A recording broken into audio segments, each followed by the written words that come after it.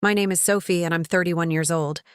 My family told me not to come to New Year's Eve because you'll just make everyone uncomfortable.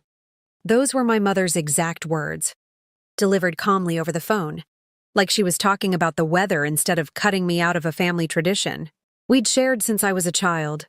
I didn't argue. I didn't beg. I just said okay and hung up.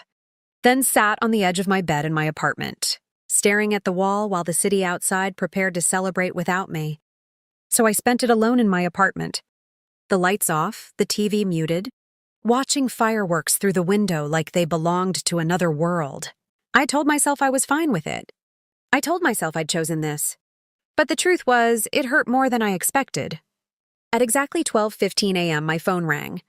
It was my brother. The moment I answered, I knew something was wrong. His breathing was uneven, sharp, and panicked, like he'd been running. His voice was shaking as he said, "Sophie, what did you do? Dad just saw the news and he's not breathing right." Those words hit me harder than any insult my family had ever thrown at me. I leaned against the kitchen counter, gripping the phone so tightly my fingers ached. "Slow down," I said. "What news? What are you talking about?" But before he could answer, my mind was already racing back through everything that had led to this moment. Because my family didn't ban me from New Year's Eve out of nowhere. This had been building for years. To them, I was the awkward one, the difficult one, the daughter who didn't fit the neat picture they liked to show the world. My parents loved stability, predictability, safe careers, safe lives. My brother followed the script perfectly. Corporate job, marriage by 30, suburban house. Meanwhile, I quit a good job at 26 to start my own company with nothing but savings and a stubborn belief that I could build something bigger. That was when the comments started. "You're being unrealistic. You think you're smarter than everyone else. You make people uncomfortable with your ideas." Family dinners became interrogations. Every holiday, someone would ask when I planned to get a real job again. When I stopped showing up as often, they said I was acting superior. When I did show up, they said my presence changed the mood. By the time New Year's Eve came around this year, the unspoken resentment finally turned into a clear message. Don't come. So I didn't. I toasted midnight with a glass of cheap champagne, standing barefoot on my kitchen floor. No hugs, no countdown. Just distant cheers drifting in through the glass. I remember laughing quietly to myself, not because it was funny, but because it was absurd how lonely success could feel, when the people you wanted to share it with refused to see it. Then my phone rang. "Sophie," my brother repeated, his voice cracking. Dad was watching TV. There was a business segment. "Your company name came up. They said something about evaluation." He went pale. Mom started yelling. And then Dad just sat down. "He's breathing, but not right. He keeps asking if it's really you." I closed my eyes. Of course it was the news.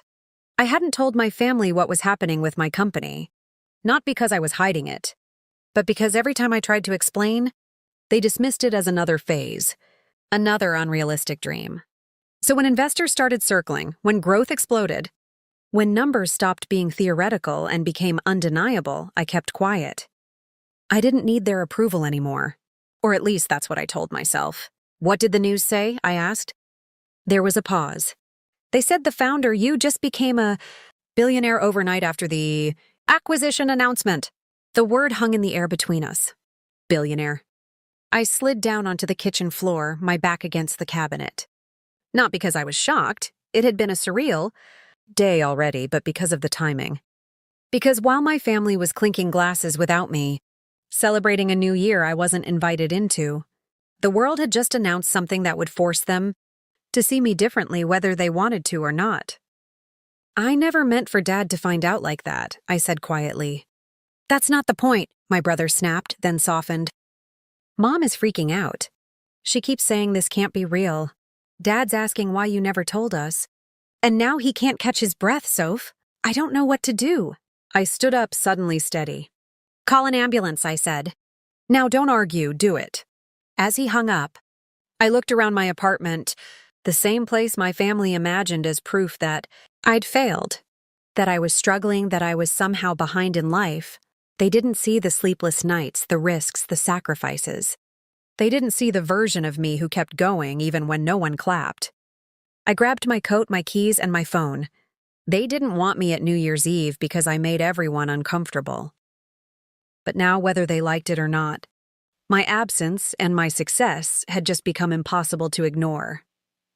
And as I stepped into the cold night air, heading toward the family that had pushed me away, I knew this was only the beginning of what they were about to learn. By the time I reached my parents' house, the street was crowded with flashing lights, red and blue washing over familiar walls like a warning. An ambulance sat in the driveway, its back doors open, and my mother's voice cut through the cold air before I even stepped out of the car. She was crying, half sobbing, half arguing with a paramedic, repeating my name like it was both a question and an accusation. Inside, my father sat on the couch with an oxygen mask pressed to his face, his chest rising unevenly, his eyes wide and unfocused. When he saw me, he tried to sit up, panic flaring again, and one of the paramedics gently pushed him back down, telling him to breathe slowly. My brother stood off to the side, pale and shaken, and for a brief moment no one spoke, as if my presence itself had sucked the air out of the room. Dad's eyes never left me. Even with the mask on, his voice was rough when he managed to speak. "Is it true?" he asked. "What I saw on the news." "Sophie, is that really you?" The room felt too small, the years of silence and judgment pressing in from every corner. I nodded once. "Yes," I said. "It's true." My mother's crying stopped abruptly, replaced by a sharp inhale. "A billionaire?" she whispered, like the word might break something if said too loudly. I didn't correct her, didn't soften it, didn't dress it up. "Overnight," I said, because that was what the headline had said. Even though we all knew it was the result of years, no one in this room had bothered to ask about. The paramedics exchanged a look, relieved that my father's breathing was starting to steady.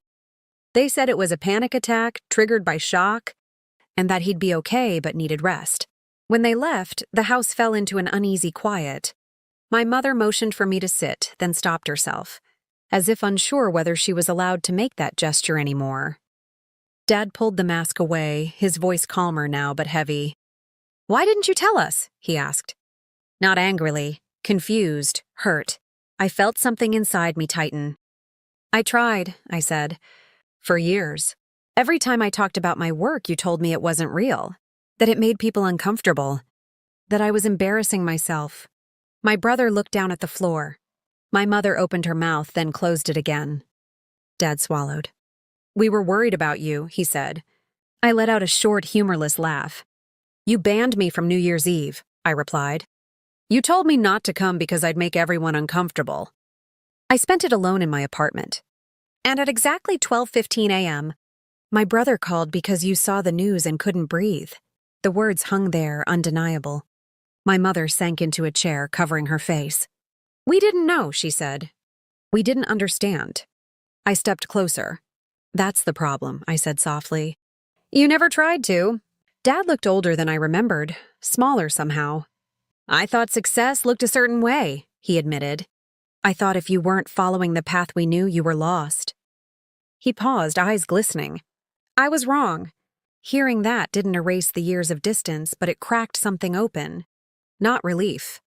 Not forgiveness, just honesty finally. They asked questions then. Real ones about the company, about how it started, about how close I'd come to failing.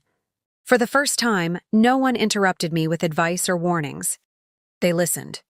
And as I spoke, I realized something important. Their approval didn't feel as powerful as I'd imagined.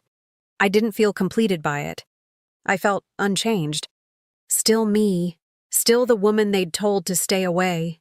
When I stood to leave, my mother reached for my hand. "Next year," she said quietly, "please come." I met her eyes. "We'll see," I replied, because invitations mean nothing if they're only extended after the world decides you're worth something. Outside, the fireworks debris still littered the street. Yesterday's celebration already forgotten. I sat in my car for a moment before starting the engine, breathing in the silence. I thought about how easily people dismiss what they don't understand, how quickly they rewrite history once success becomes visible, how lonely it can be to grow beyond the version of yourself others are comfortable with. I drove home as the sun began to rise. The new year unfolding whether anyone approved or not. And if there's one thing my story proves, it's this. Being excluded doesn't mean you're wrong. Being doubted doesn't mean you'll fail. And sometimes the people who tell you that you make everyone uncomfortable are just uncomfortable with the idea that you might outgrow them.